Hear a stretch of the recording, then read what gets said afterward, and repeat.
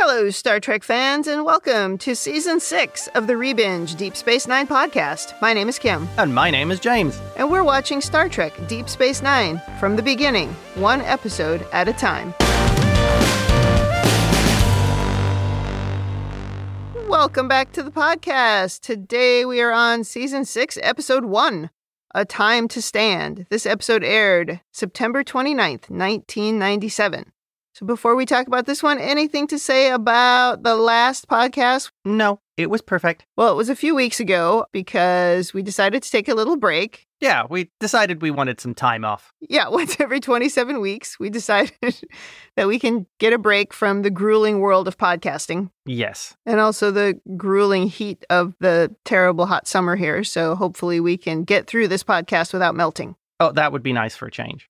Also, a change for Season 6 is Kim has decided that she enjoys being the peanut gallery every other week with Stetler and Waldorf and making comments from afar. I really do enjoy that. So we're continuing the trend that we started at the end of Season 5. But now it's permanent. Until it's not. So let's see how it goes. Yeah, we're flexible. We change things when we need. Yeah, of course. Equally important, it's great that you've managed to get all the way through to Season 6. That's true. I have made it to Season 6. I mean, there's no stopping us now. How bad could an episode be to actually make me stop watching from here after I've already made this much of an investment? You are a bitter ender. Well, we're both bitter enders. Not as much as I used to be. I have given up on things now and just turned it off. It's happened. But I used to be a bitter ender for sure. Yeah. Well, should we get started with Season 6? I'm sure that's what everybody's here for. I'm excited to get started with Season 6. Since the last episode did end on a bit of a cliffhanger, we do get a last time on summarizing the finale of Season 5, and we hear about the minefield at the mouth of the wormhole, and we also see them abandoning and also disabling the station in dramatic fashion. Yes. So now in the cold open for this episode, the Defiant is in a fleet of heavily damaged Federation ships. Oh, yeah. Things are not looking good.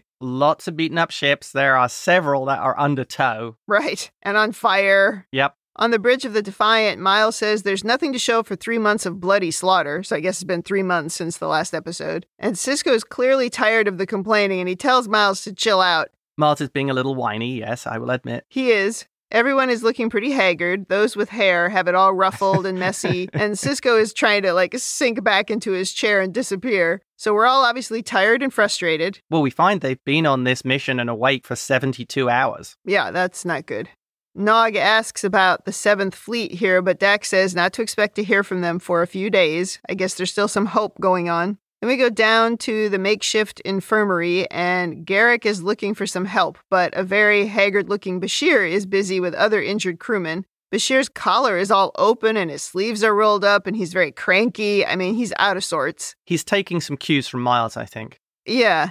When Julian says that he's calculated their chances for survival in this war, Garak says that ever since it became public knowledge about Bashir being genetically enhanced, he's been showing off. And Julian is like, well, why not? I don't have anything to hide anymore. But his genetically enhanced brain has calculated their chances of survival to be 32.7%. That's very important. And Garak accuses him of sounding like a Vulcan, which he definitely does. He did. Just in that moment. Yes.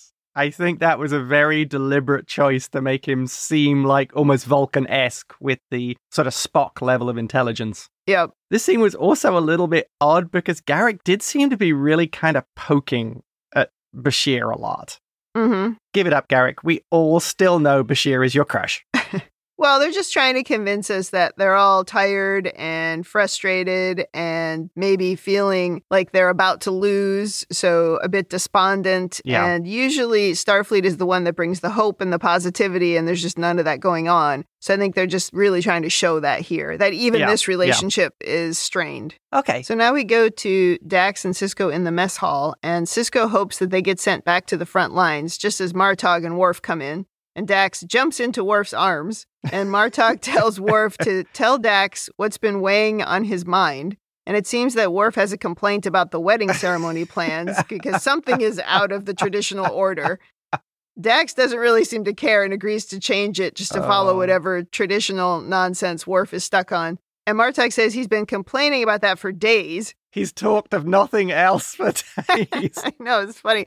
He's clearly tired of hearing about it. Yes. Sisko says a small wedding is the way to go. Can confirm. But Dax says, you get married the way you want, and I'll get married the way I want. And then they head off together. Just as Bashir comes in to say they've been ordered to Starbase 375 for reassignment, and he has news of the 7th Fleet. Only 14 out of 112 ships made it back. Yes. And Martok and Bashir are both upset, but Sisko dismisses them as he really doesn't want to hear any more gripes. And when everyone has left the room, he smashes his fist onto the table in front of him, breaking the glass. Yeah, he is not very happy about the way things are going. No, he isn't. And from here, we cue the theme song. Like you said there, the Federation is normally the very positive one and the very upbeat one. I think this intro is very deliberately showing that things are going very poorly for the Federation. Yes. And you're also seeing the toll that obviously they haven't been rotated out of the front line. Right. And they've been probably in constant combat for months. So it's starting to get to the morale. And as Miles says, they're constantly running away from fights as well. And so they're probably all quite sick of that. I would imagine Martok's ship is on the point of mutiny again. Yeah, probably. We've reverted to a few episodes ago. They were pretty grumpy pirates last time. Well, after the opening theme, we go to Terok Nor, where Dukat is recording a log about how great everything is going. He says it's only a matter of time before the Federation collapses and the Dominion conquers Earth. I mean, at least somebody's happy, I guess. That's true. We also see some of that wonderful Dukat smugness. That smugness dial has been on 11 since he landed on the station. Yeah, it's on max for sure. In Dukat's office, Weyoun is thrilled to hear that Bajorans are returning to the station and life is returning to normal. Damar says he'll double security patrols, and then Kira taunts Dukat, asking if he's afraid that they'll take the station away from him again. Burn. And Weyoun tries to calm everyone, saying, we're all friends here. Kira's like, well, if we're friends, she wants the Bajoran security force reinstated, but Dukat says the Cardassians have everything under control. Weyoun asks Dukat to reconsider, but he doesn't trust the Bajorans. So Weyoun suggests to Kira that they let that matter rest for a while. Weyoun is being so deferential towards Kira and talking things up and being very positive and really trying to put the best face on everything. Isn't this also great? It's very creepy because it's hard to take as sincerity. Combs just brings Weyoun to life. He makes Weyoun so believable. It's wonderful to watch, really enjoyable to watch. Kira's hair, by the way, looks incredible here. It's lightened up again in color, although it's not the color so much that I care about as it's they've managed to sort of layer it now, and it looks fantastic. She looks great. Excellent hair. It's going into the document for the year. Nomination for best hair. And there's also a nomination coming for worst hair, but we haven't got there yet.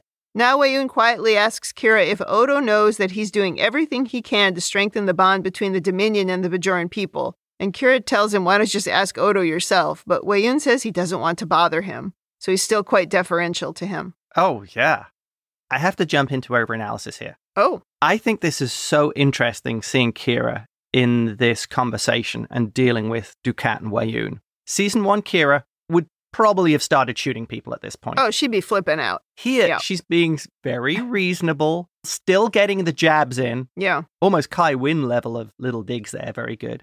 You're seeing that growth of Kira as a leader. Personally, I liked seeing that development of this character. If you've clearly seen she's learned from Sisko and the growth of her as a political individual, able to navigate those waters. Yeah, I think that's really good character development. Yeah. And it's something that you buy at this point because she has seen Sisko handle situations like this with diplomacy and just being calm. But I think over time, she would absolutely have a different way of looking at things. And that doesn't always show up in the characters. But yeah, I'm very happy to see it here. And I think that it's earned. Agreed. I would also question whether some of that learning experience is her interactions with people like Kai Wynn.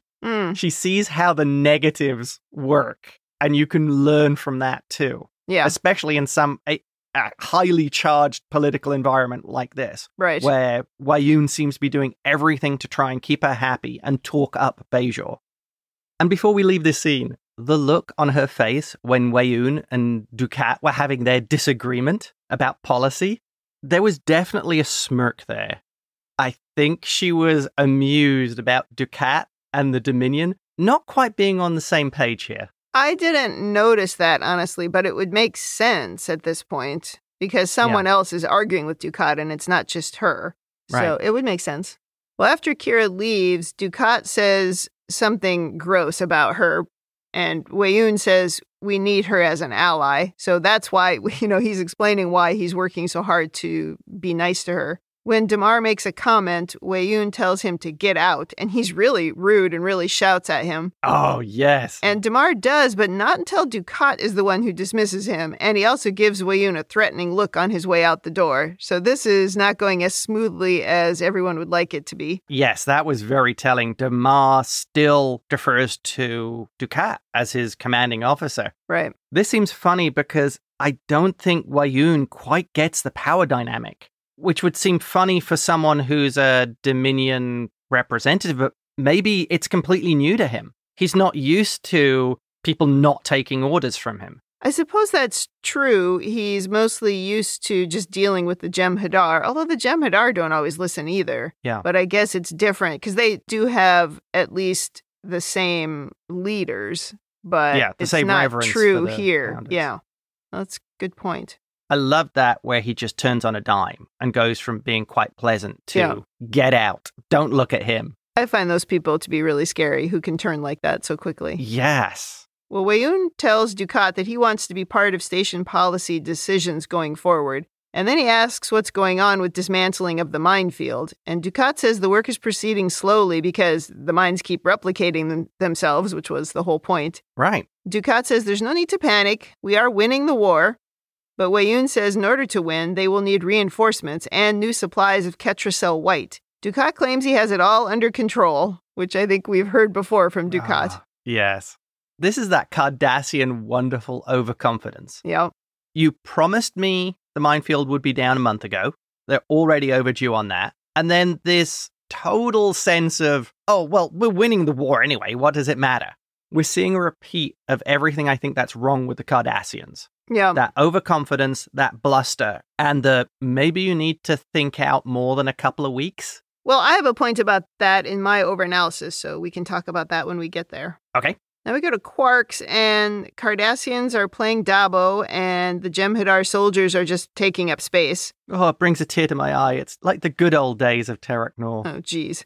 Quark tries to engage some Jem'Hadar dudes in conversation, but they just stare at him. You'd think he could probably entice the Jem'Hadar to the holosuites with some battle simulations. I think they'd really dig that. Yeah, that's a good point. That is what he should be trying to do. They're not going to go there for the reasons that people normally go there for, but they should go for that. Yeah. Odo and Kira are chatting quietly at the bar. She says Dukat has nothing on his mind but revenge. They figure he wants to go back to the old days and reopen the labor camps. Odo thinks maybe we should be grateful that he has Weyoun looking over his shoulder, but Kira doesn't really trust him either, which is smart. Yeah. Odo says Weyoun knows that it's important they honor the treaty with Bajor to show the rest of the Alpha Quadrant that they're true to their word. Kira is disgusted to have to look at Dukat in Sisko's office, and she tells Odo that the only time she can even smile is when she's talking to him, and that's really cute. Quark gives her a drink on the house and says the only thing he wants in return is peace, love, and understanding. I'd check my drink for poison if he was saying stuff like that. Or it might be a changeling. Oh, yeah, good point. He says he misses the Federation too, but things could be a lot worse, like the old days of Terok Nor. Yeah. Kira wonders why, if we're all friends, why there are no Bajoran security officers on the station. Also, Kira brings up with Odo about how Weyoun is very concerned about what Odo thinks of him. It would make sense if you revere this guy like a god or one of your gods when he's just wandering around the station. Yeah. And Odo never wants to make use of that, kind of in the same way that Sisko never wants to use the emissary title to get things. Right. But I think in this situation, you have to think about strategically how you can make use of it. Well, I think that ties into Odo's moral code. This is why he's so different from his own people. That isn't Odo's first thought in this situation. Yeah. Oh, yeah. But I think this is where Odo's morality is so different and his empathy is so different from his people. Again, goes back to, I think Odo is an evolution. Yeah. Now we go to Starbase 375, and Sisko is meeting with Admiral Ross, who tells him, as of right now, he's no longer in command of the Defiant. We have a dramatic ad break. Yes. And then after the break, Sisko is telling Dax that the Admiral didn't say why he was being relieved of command. They will learn their new assignment in a few hours. And then Dax asks if he's called his father yet, and Sisko's been avoiding telling Grandpa Joe that Jake is still on the station. Oh yeah, he's going to get chewed out about that. He's avoiding his dad. Absolutely. And he gives in and he calls Grandpa Joe, and Grandpa Joe is not happy. Sisko says Jake is an adult and he's responsible for his own actions, although he promises to bring him back. Grandpa Joe asks if things are as bad as the news service is saying, and Sisko says they're worse. Grandpa Joe thinks space should be big enough for everyone to leave each other alone, but that's just not how things work. Now we go back to the station to check in on Jake, and Jake asks Weyoun for an interview, but Weyoun says that Jake's articles are too biased against the Dominion. He says, "You keep referring to us as the occupying force," which of course is what they are. But Weyoun holds all the cards as he's been withholding Jake's transmissions, so his reports aren't even getting out to anyone. And Jake stupidly says, "What about freedom of the press?" Weyoun is surprised how naive Jake appears to be, and he says, "If you want your articles to get through, then they must be more balanced." I love it when Weyoun says to him, "Please tell me you're not that naive." I wanted somebody else in the vicinity to say, "Yeah, he really is." Oh, yeah, he really is, yeah. I mean, why on earth would you think that there's any freedom of the press here? That doesn't even make any sense. I thought it was not only naive, it was a bit dumb of him to think that he was going to somehow have freedom. Right. When the Federation left the station. And they're at war with the Federation. Exactly. It doesn't, I don't know what they were going for here, because I feel if Jake was writing for a Bajoran news service that was then passing on the information to the Federation, and he was getting published that way, it could have made it an interesting war journalism story. Well, I think you're right, though. If he were writing for a Bajoran news service, this would be different. And he could also paint the information differently. But if he starts passing information that is completely unbiased, and by unbiased, I mean slanted towards the Dominion back to the Starfleet news service, that's not going to do anything either. And he knows they probably won't even publish it. Well, like Jake says at one point, "I'm not going to write Dominion propaganda."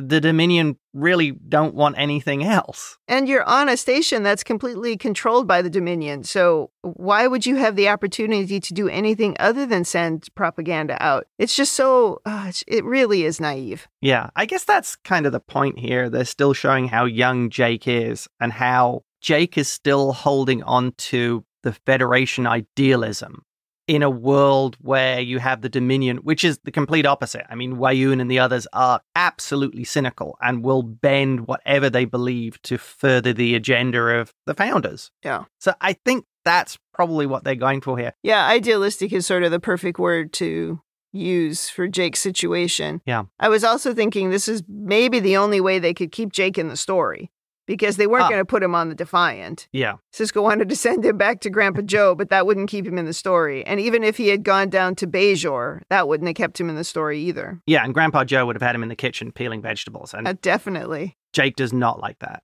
Well, finally we get our new orders from Admiral Stuffed Shirt Ross. It seems Starfleet intelligence has discovered the main storage facility for ketracel-white in the Alpha Quadrant. It's deep in Cardassian space, and we're going to destroy it. Finally, I feel like we have a good idea. That just seems like a great plan. Excellent plan. He says this may be the only way to end the war without surrendering. That's scary.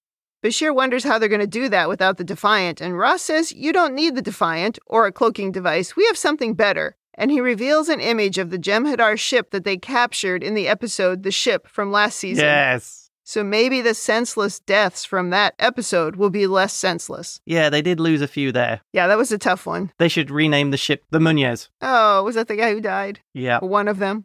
In the next scene, we are on board the Jem'Hadar ship doing system checks. Nog is a little uncertain at his station, and Miles tells him to get it together since they've been training on the ship for 2 weeks now. So I guess we went by 2 weeks in the ad break. Yep. And then Nog complains about the lack of chairs and how his feet hurt. And it turns out there are also no replicators, and we already knew there were no view screens. There's no infirmary either. No infirmary, so Julian has all the medical supplies in his quarters, which is going to be a little awkward. Sisko and Garrick enter the bridge, and Garrick has a Starfleet badge on, and Sisko thinks he might prove useful as they're entering Cardassian territory. And again, this is that thing where he's got nowhere else to go as well, so it makes sense. And let's quote Garrick's own line, never underestimate his ability to survive. No, that's right. Now Sisko puts on the headset with the little view screen, and we depart the starbase with a little bit of an accidental spin. We also get a quick gag from Miles telling Garak to pull up a chair. Oh, yeah. Who then looks around for a chair. And there's no chairs. Yeah. And we head for the Cardassian border at Warp 6. I wonder why they had Sisko wearing this version of the headset where it kind of goes over the top of his head instead of that big stupid plastic thing that Dukat was wearing. That one may have worked better with the Cardassian uniform than it would work with the Starfleet uniform. Yeah, I see what you mean. Yeah. Well, back on the station, Dukat has summoned Kira, and he is being his usual absolute disgusting, gross self to her. He says, it's been 3 months since we returned to the station, and you and I have barely spent any time together, which I would think Kira would think was a win. Yeah, that's definitely a plus, but Dukat seems to think they should be friends. And maybe more, which is even worse. And Dukat's hair, okay, let's talk about the hair, because it is unbelievably terrible. Yes, listeners, I have heard more than one complaint about this hair in the last week. Well, I had to pause it so you could see what I was talking about. And it's really long in the back and it's kind of flipped under. It's like a 50s television housewife is the only way I can describe it. It is truly comically ridiculous. Yep. And the only thing really that was missing was this whole bouffant thing on top of his head. But the back was completely fitting with that style. I mean, this is episode 1, but it needs to go into the notes as a nominee for worst hair. Absolutely. I have a theory here. Oh. Perhaps this is the Cardassian version of a mullet, and now he's in command. He doesn't have to cut his hair, and this is the style he always wanted. Yeah, we've talked about it being a little mullet-like before, and it really is. It's very strange. Well, anyway, Kira asks what he wants, as she's not here to feed his ego. I'm afraid everybody is there to feed his ego. The world revolves around him. He actively and threateningly prevents her from leaving and says he knows that she thinks what he's done is a betrayal. And Kira's like, you betrayed your own people. But he says Cardassia was on the edge of the abyss. The war with the Klingons had left them a third-rate power, and he's made them strong. Wow. She says, yeah, but at what price? You sold Cardassia to the Dominion. And he says, yes, a high price to be sure, but look what we're getting in return. The Alpha Quadrant itself. This right here, this is the real motivator for Dukat. Yeah. Other than his own sense of ambition, it's that his people had lost their way. He'd made them strong again. His exact words. Yeah. Dukat is so deluded. Yeah, it's awful. It's interesting that he sort of owns up to it's a high price, but look what we're getting. Yes. That's scary that he's thinking that way. So he's not as delusional, I think, as we thought. Or I thought, anyway. In what way? He sees that it's a high price. Oh, okay. Yes. But he is delusional about what he thinks he's going to get out of it. That's delusional. Yes. And I'm going to give a justification for that. It's other people paying the price. That's true. He doesn't care what it costs other people. He's getting what he wants. He's back on the station. He's in charge. Yeah, totally. You're absolutely right. Well, then he says that he could make things very pleasant for Kira. And she says, you could start by doing something about your breath. Burn. That really irritates him. Oh, yes. And he says, I'm a patient man. I can wait. Let me tell you, I hated that line. But wait for what? I mean, it's revolting. Anyway, she says, are you deluded enough to think that we're going to have some kind of an intimate relationship? And then he puts his hand on her cheek and says, oh, we already do. She slaps his hand away and he laughs before letting her go. Absolutely horrifying. This is why Kira has changed, because she should have just shot him. When she had the chance, or now. Yeah, both her and Garak both had chances. Yeah. Yes.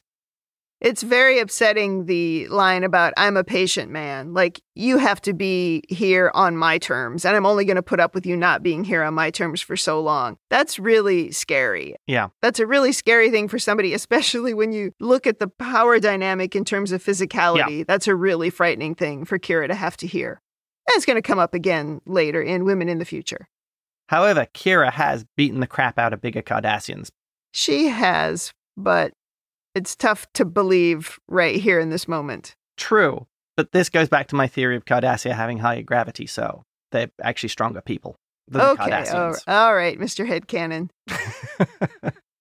We go back to the Jem'Hadar ship, and Sisko is suffering from headaches from his little view screen. Garrick volunteers to try the other viewer so that Sisko doesn't have to wear it all the time. And now a Federation ship, the USS Centaur, approaches and starts shooting at them. Our comm systems go out quickly, of course, so we're unable to talk to them. Sisko orders them quickly across the Cardassian border, but the Centaur keeps chasing them. There's always one guy. Always. Just can't give it up. And we eventually have to shoot back, and we target their weapons array, but eventually they retreat as 3 other Jem'Hadar ships approach and start chasing the Centaur. Sisko gets his ship back on course. He can't worry about that other Federation ship right now. He's got to stay on mission. Well, what's worse is Sisko actually knows the captain. Yeah, they played that up so that you would think that he was really feeling bad about what he needed to do. It worked. Yes, it did. Back to the station and the security office, and Kira is complaining about Dukat to Odo. Of course she is. So she tells Odo that he needs to go to Weyoun and demand his Bajoran deputies back. She's like, you've got power with him and you need to use it. I liked this. I liked how Odo didn't want to do this until Kira pushed him. Yes. It goes back to that moral code of Odo. I think as a character, this idea of him being viewed, or his people being viewed as gods, is repugnant to him. Oh, totally. Yeah. So it takes Kira to actually push him into that situation. Yeah. Sort of the ends justify the means? Maybe. Yeah, at some point, you have to look at the cards that you can play and figure out how to use them strategically. There's no reason in war in particular to hold on to your principles when nobody else around you is holding on to theirs. At some point, you have to look at survival and also how to fight back. Right, especially dealing with the Dominion, which, yes, from what we've seen, has no principles. They have no principles, absolutely. Now we see some Jem'Hadar soldiers getting their ketracel-white tubes from Weyoun. Dukat thinks he enjoys being their master, but Weyoun says the founders are the masters. The rest of us are merely servants. And he's like, including you. Dukat is like, oh, sure. Before we leave this, I think the other thing you see here is Dukat, again, revealing what he thinks the power dynamic is. Right. He brings up that they're all servants, but somebody needs to be in charge, meaning Dukat. Right. And I love Weyoun's burn here. He says, that's exactly the kind of observation I've come to expect from you, Dukat. Interesting, yet somewhat petty. Oh, yes. I did like that when he called him petty, and it's very true. He is quite petty. Maybe this is jumping into overanalysis. I think here Weyoun is showing that he does know exactly what Dukat is. Yes. I think he has actually understanding of what Dukat's motivations are, how he thinks of himself. Totally agree. I'm guessing that this is entirely down to Weyoun basically following orders from the founders. And they've told him that he needs to do this, he needs to get on with this guy, and his gods have told him this. He is going to do it. Yeah. Come hell or high water. But he's smart enough to see what he's really about. Precisely. Yeah. I think also as well, you see this Weyoun is different from the previous iterations of Weyoun. When he was handing out the white, he seemed to be not going through the motions. He seemed to be actually saying the words and giving the impression that he was a believer. Oh, yes.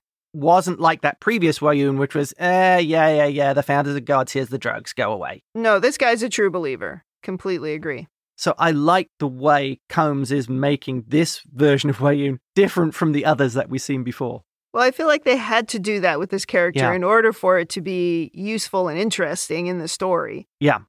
Well, Odo comes in with a request. He says, I want my Bajoran security officers reinstated.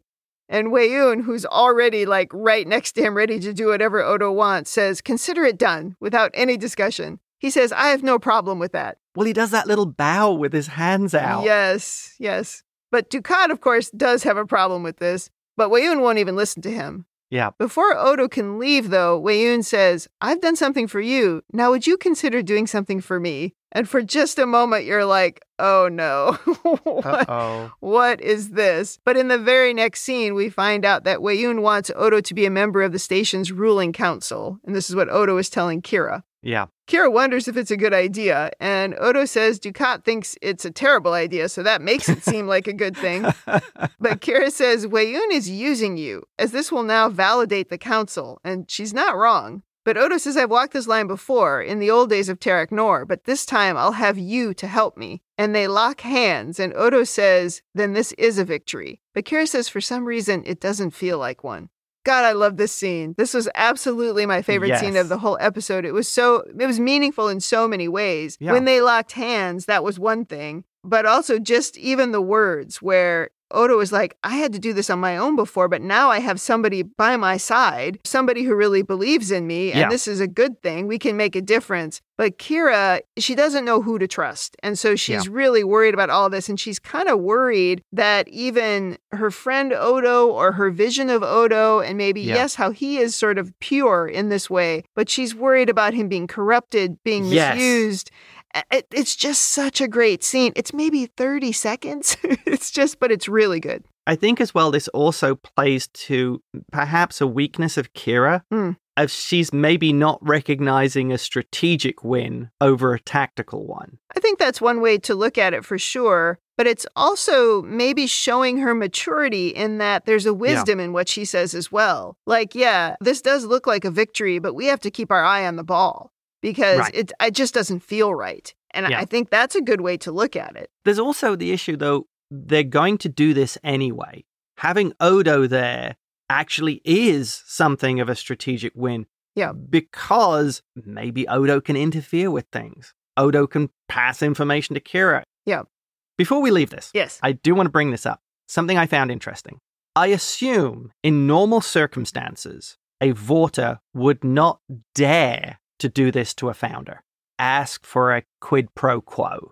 This speaks again to Weyoun having an understanding of the situation, that he realized he could do this to Odo. I don't think other Vorta would dare do this, but it shows that either Weyoun's been briefed about Odo, or is just playing on the fact that he knows Odo is different and has different sensibilities to the founders. Or maybe it's just the fact of he knows the founders hold Odo in very low regard. So he figures he can get away with it. Or he just views Odo as a founder, and he thinks a founder should be on the council. Because he wants the founders to be in charge. That's true. I mean, it might be that simplistic. If he looks at Odo as a god, he would want him on his council. Exactly. Okay. Yeah. I will accept that as good headcanon. Very good. Well, now we have arrived at the ketracel-white storage facility. And we're in line behind another ship requesting some white, and they make the request, and they beam down some empty canisters.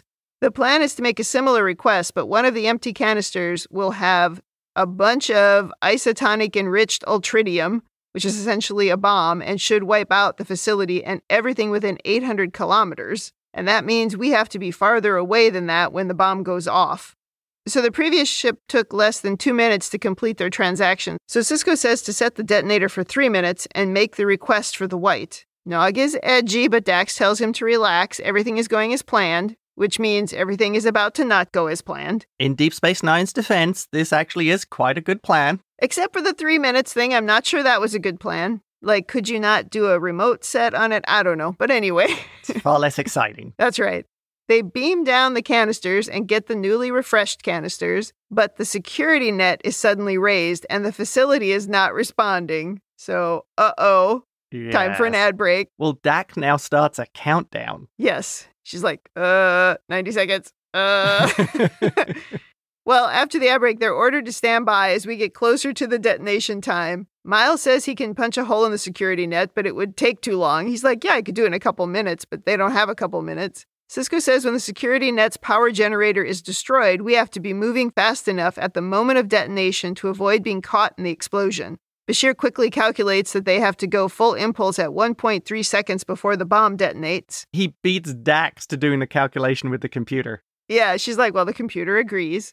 She gets it all set up, and then we wait, but the explosion happens a bit before the scheduled time, which we don't really know why, but that's not good, because it's a very big explosion, destroying the entire facility, but also causing a lot of damage to the ship. This scene really worked as a tense countdown. I liked the way they were using Dax to actually keep reading the numbers back.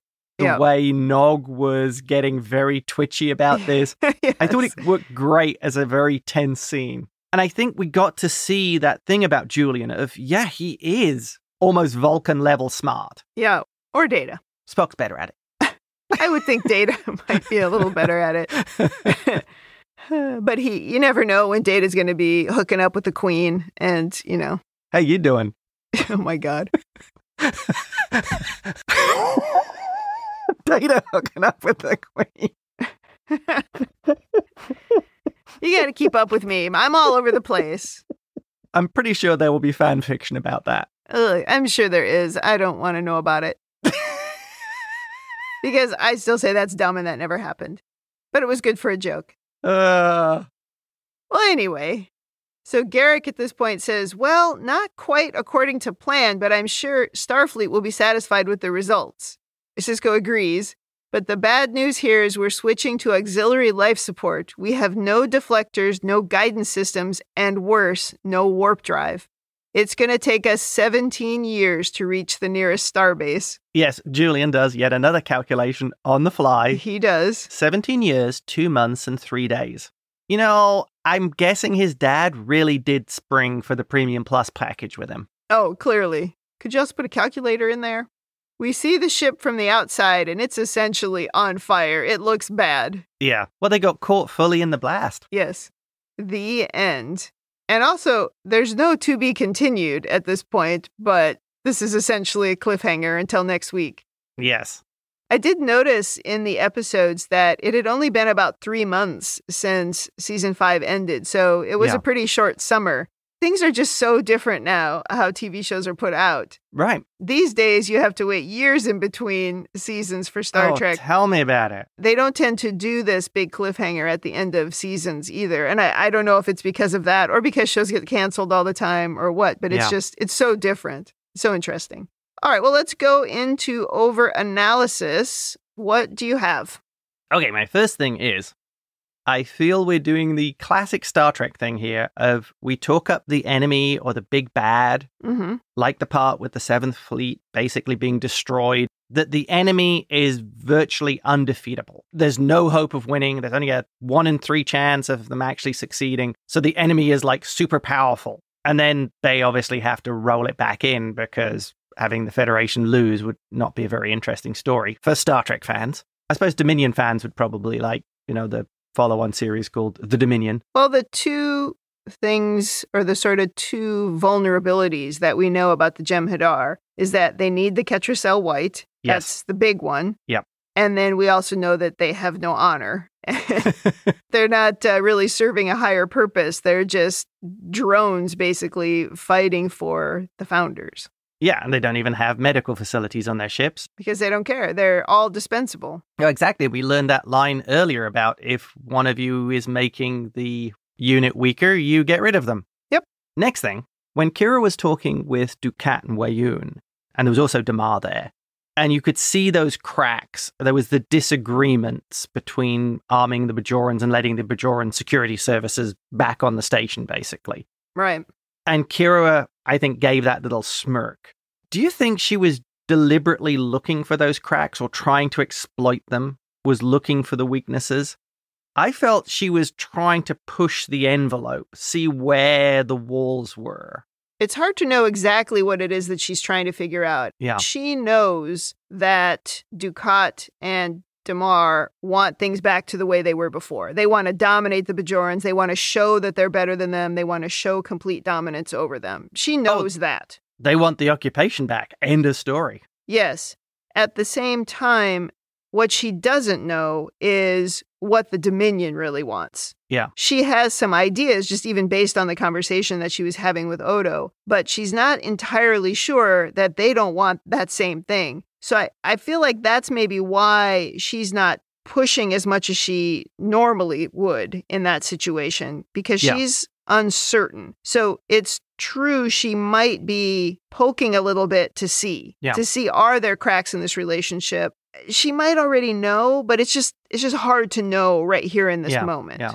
Because that leads on to her using Odo to aid in widening that divide, as it were. Yeah, and maybe that's what she learned in this episode. Maybe she learned that divide does exist. Yeah. And now she's like, okay, we got to get a crowbar in there and keep making that wider and wider. At the same time, from her point of view and from the Bajoran point of view, it's almost like a no-win situation. It's not necessarily a win for her to drive a wedge in between these two powers right on her doorstep. Yeah, you could end up in the worst of both worlds. Right? So there's a lot of scary stuff going on around her. She must feel just quite helpless. Yeah, And I think she says something to that effect in this episode. Yeah, and she brings up that Bajor must stand alone. She says, who am I to argue with the emissary? Right. Boy, there's a lot of layers in this episode when you really examine it. Yes. When we sat and watched the first time through, which is really hard for the two of us to watch to watch Deep Space Nine together, because we don't want to talk about it. And it's weird for us to not talk about something that we're watching together. Yeah. But when I first watched this episode, I sort of had one opinion of it. And then when I went back to do my notes, I was like, whoa, I missed a bunch of stuff. Once I was paying more attention to it, I guess, and doing more of an analysis of it, I realized the depth of the things that were going on. In particular, the stuff that was going on with Odo and Kira. I almost completely missed that the first time through. Right. On the surface, it looks like an action episode. Yeah, exactly, yes. But it's almost like the action episode is the B story. The action's the B story. Yeah. Yes. But if you're only half paying attention, the action is the whole thing. And Right. And I didn't really like it. But when I went back through and watched it more carefully, I was like, man, this episode is not what I thought it was. Yeah. I think it also speaks really heavily to the development of Kira. Agreed. Agreed. In many ways. She's become sort of the political animal who can work in an environment where 6 years ago, she was a soldier. Though I didn't like to see her in that situation with Dukat. And I think my final point. Yep. Dukat gives off the worst kind of sexual predator vibes I think I've ever seen in a TV character. And it's quite amazing how awful this character is. I can't believe he has fans or people who look at Dukat or look at him in any kind of positive light. Because this guy is a predator. It's the redeeming qualities aren't there. There isn't the lovable anti-hero, or maybe he was just misguided. It's like, no, this guy is a problem. Maybe not of any character ever, but I agree. It's really terrible. And that side of it is what makes me wonder about people being such fans of his. Just because they're not showing him doing something violent to Kira doesn't mean, A, that's not what he wants to do. Yeah. But also, it doesn't mean that that's not what is going on with this character. Remember what happened in things past. He was pulling young Bajoran women out of the prisons, or out of whatever, the mines. Yeah. And keeping them in his quarters, and, it wasn't to have conversations and drink tea. It wasn't to have conversations. Yes. How can you look at that? How can you watch that and then cheer for this character? Right. Do you have a final over-analysis? like usual? For change, I don't have a final over-analysis point. Okay. I think that actually wraps it up. Well, I only have one thing in my over-analysis, and that is that it was interesting here to think about Dukat. Seems like maybe he doesn't really care about the wormhole being blocked. Like, he thinks, I'm winning the war, so everything's great here. I think he's perfectly happy to leave the mines in place. I actually think this works in his favor. Agreed. He maybe somewhere along the way decided he was going to take over the Alpha Quadrant, and all he needed was somebody to help him turn the tide. I don't know if he's unaware that once they run out of the white, they're in big trouble with the Jem'Hadar soldiers. Right. Well, I could see his thought process being the Jem'Hadar will fight the Federation until it defeats them, at which point they will run out of white, they will die off, and there'll only be the Cardassians and whoever our allies are to actually run things. And it's sad about the minefield, but we'll just leave it there. Because I'm running things for the Dominion perfectly. Well, he clearly thinks that by then the Federation will be so weakened that the Cardassians will just be in charge. Yes, so even as a third-rate power, the Cardassians would be able to run things. I think you're right. I think that it is in his favor. God, I hope somebody takes this guy out. I am really sick of him. I don't know how to tell you, but we've got another couple of seasons of him. Gross. Well, let's go to women in the future, and there's a few things I could talk about, but obviously that one scene is the one that I have the problem with. Yeah. And Dukat's not so vague threat to Kira, it's really awful from the woman's point of view. This is where someone like Dukat would say he wasn't being threatening, but he was clearly using his position and his physical strength to threaten and intimidate her. Yeah. From the woman's point of view, it's just so horrifying, and it's demeaning, and it's terrifying, and there's no way out when you're trapped like that in that situation. If you pay close attention to TV shows and movies, particularly those made prior to maybe, 2010, or certainly before the 2000s. Certainly in the 90s. You'll see how common this kind of scene is. Maybe more so in movies than in TV shows because they can be maybe a little bit more violent forward than what TV shows were able to be at that time. But it's really common to see a woman being sort of vaguely threatened, at least vague from the point of view of the person making the threat, where the actual thing that's being talked about doesn't happen. But it's a threat of rape. That's what it is. And I find it really hard to watch. And I don't want it to be part of Star Trek. I don't want it to be part of a lot of things that I watch or read, anything that I consume. It's just not what I'm interested in watching. It's not what we should be promoting, and it's not what we should be accepting in our fiction or in our world. But I recognize that it exists. But this, to me, was hard for me to get through that scene and then to have to watch it twice. It's like, ugh. And write the notes on it. So, not a big fan of that. Yeah. Doesn't look great for women in the future. That's the only thing I'm going to bring up in this episode about women in the future. Yeah. So let's go to rating. Thumbs up, thumbs down, or neutral. What is your rating? It is an absolute thumbs up. A great way to start season 1. We got to see the occupation, Kira's discomfort with just what's going on at the station, as well as the utter degeneracy of Dukat. Marc Alaimo so brings it to life as well. It's kind of horrific. But also Kira's loyalty towards Sisko and the emissary, the humor that's sprinkled throughout this episode. Yeah. There's also the heroics of Sisko and the crew. And I'm always one to like the Star Trek action series and the Star Trek effects. So it's a thumbs up. Over to you. I'm going to upset the people who don't like Discovery, but this is a very Discovery story. This thing of this crazy mission of going in to blow up the ketracel-white storage facility is the kind of thing that would happen on Discovery, which is just a love letter to Deep Space Nine. Very much so.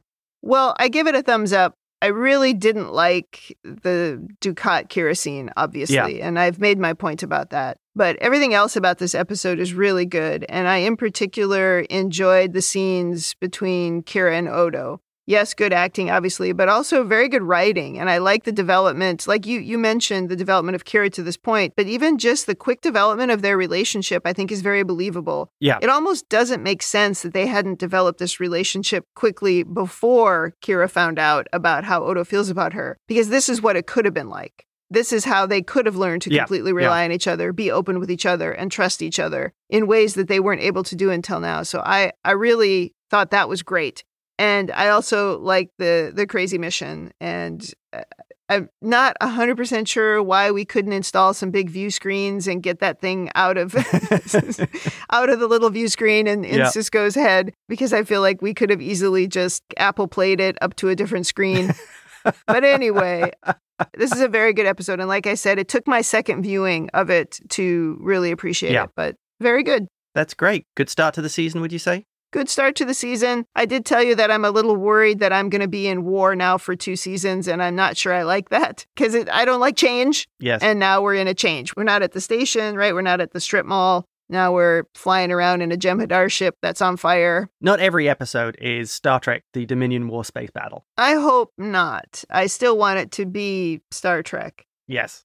Okay, so that wraps up Season 6, Episode 1. Indeed. So come back next week for Episode 2. Yes, please do. In the meantime, if you'd like to send us your own overanalysis of this or any episode, or if you just want to say something nice, you can email us at rebingeit@gmail.com, or you can tweet us at Rebingeit. We're also on Instagram and YouTube at Rebingeit. You can check us out on talkthroughmedia.com. You can leave feedback there for individual episodes, and you can also listen to the other Star Trek podcasts in our network. You can also support our podcast by going to patreon.com/Star Trek TTM. And supporting Star Trek TTM is not just for the Rebinge Deep Space Nine podcast. It covers all of the podcasts on the Talk Through Media network. Thanks for joining us on Season 6, Episode 1 of Rebinge Deep Space Nine. That's it for me. And that's it from me.